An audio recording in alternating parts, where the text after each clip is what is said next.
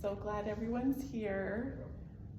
I wanted to go over just a little bit we've talked about it just a bit, but it's a little review on living unattached in this world to the physical things.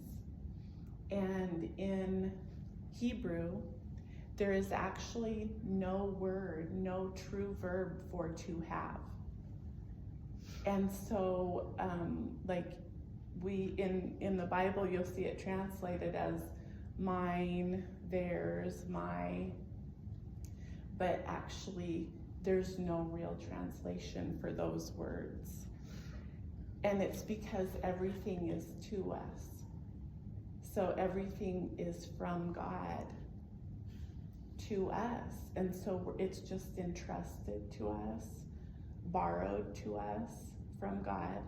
And so a lot of times then when we're maybe feel like we've lost something, it's actually in conflict of it actually wasn't ours to begin with. So we're fighting sometimes for things that aren't actually ours, which really just sets us free in life to know, oh, I didn't lose anything, or, we don't have to sit in that struggle of, but this is mine, but this is mine.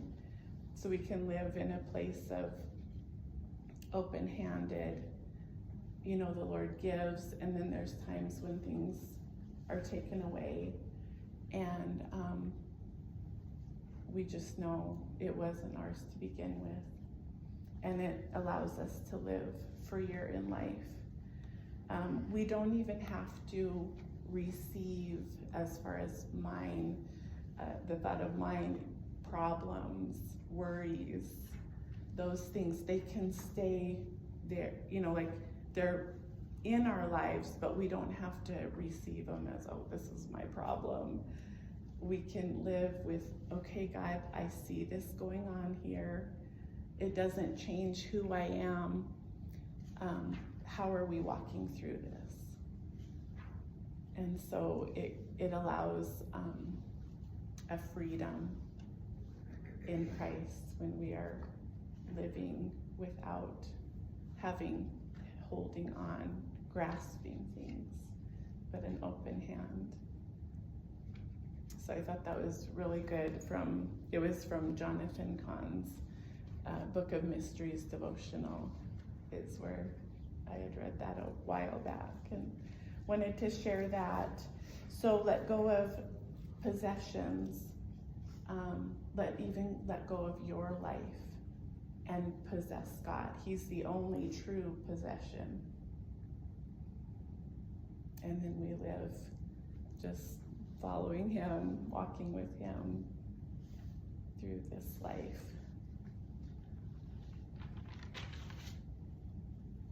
We're on chapter 3, so I hope you guys have been able to have some time reading and then sitting with the questions.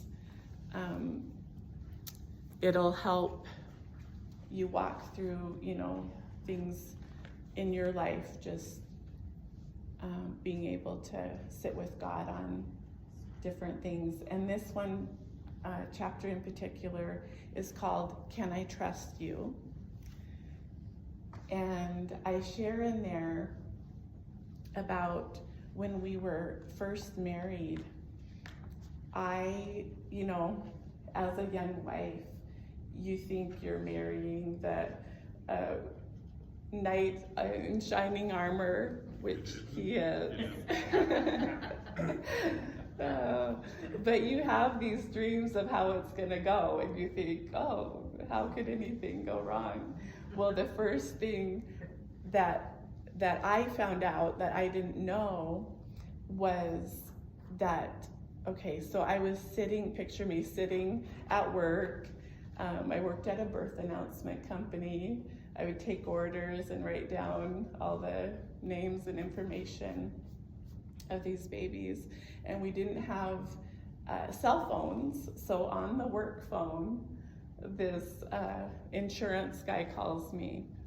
Justin had an insurance physical done, and tobacco was found in his blood. I'm like, oh, like I didn't realize, we had that going on. And so, but this is about me, right? It has nothing to do with him, because that's between him and God, right? But I had to learn that early on. And it took me, I think I share in the book, I think it was 11 years that we would have this struggle of, well, let me know if you're struggling with, it was tobacco, and we'll work through it together. Like, I hadn't really been around addiction specifically myself, so I didn't understand it. So I'm, of course, I want him to be healthy and all the things, but it just wasn't working the way I wanted it to. So it was a constant back and forth. And finally, it was, I think I had 6 kids at the time, going into the 7th, when I finally was like, I can't do this anymore. I mean, I had to just let go of the control I was trying to have, or I thought I could have, over this situation. And I called, it was actually the Focus on the Family counselors. Remember, they would share that number.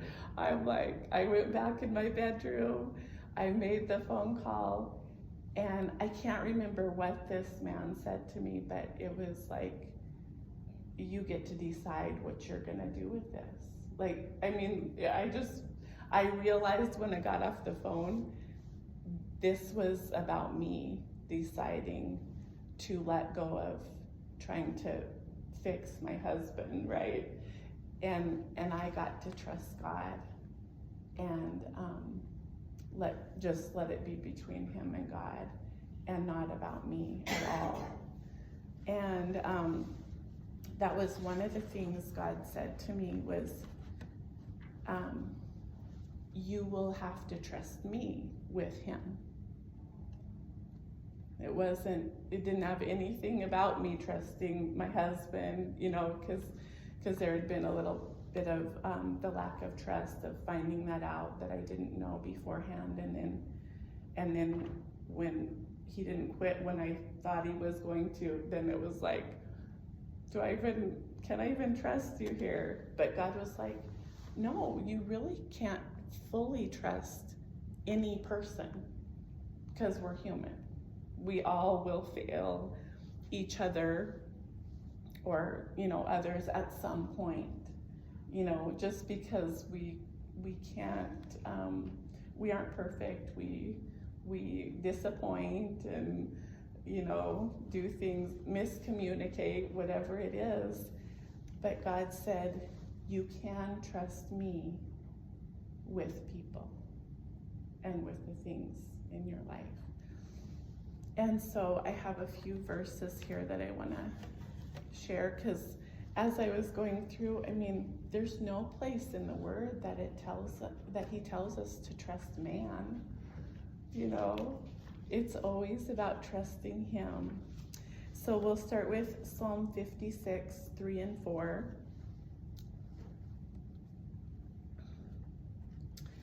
Okay, when I am afraid, I will put my trust and faith in you.